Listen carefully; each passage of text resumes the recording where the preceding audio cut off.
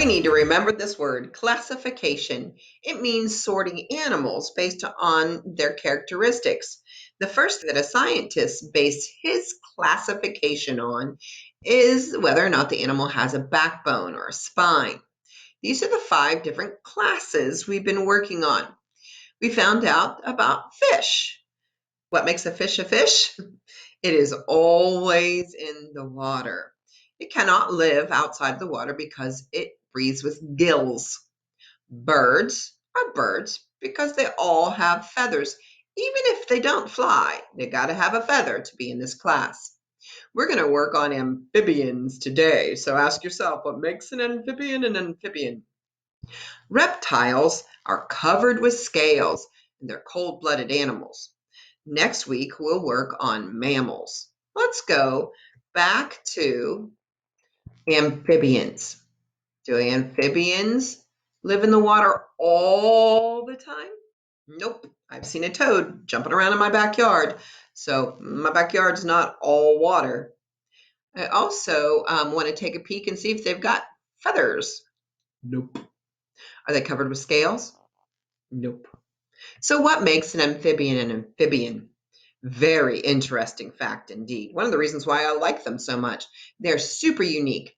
Amphibians have 2 lives. Do you remember the life cycle of a frog when we learned the special sound fur in frog, F-R, and how an adult frog lays eggs? The eggs turn into a tadpole, the tadpole turns into a froglet, and the froglet climbs out, and he is changed. While he's a tadpole, he has to breathe air with his gills. When he's a frog, he has lungs. It's a fascinating creature that God has made. I want you to watch the video Metamorphosis again and sing along. That'll help you remember that. Frogs and toads are amphibians, and you can find them in our area. These are chorus frogs.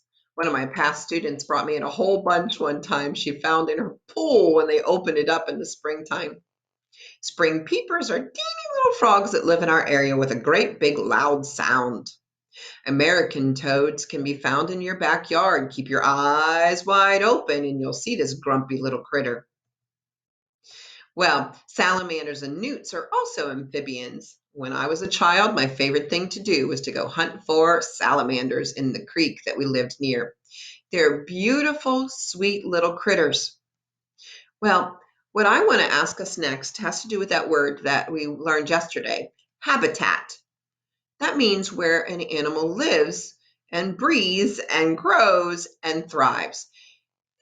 Every habitat is unique to the kind of animal that you're looking at. So what kind of habitat do amphibians need to live? Do they live in the desert? No, because in order to have babies, they've got to have some water. So an amphibian lives in both water and land. It needs 2 different places in order to live and have their babies and be healthy and happy. We're going to study amphibians today. I want you to watch some more videos and enjoy writing in your nonfiction writing today about one of my favorites of all of God's creatures, amphibians.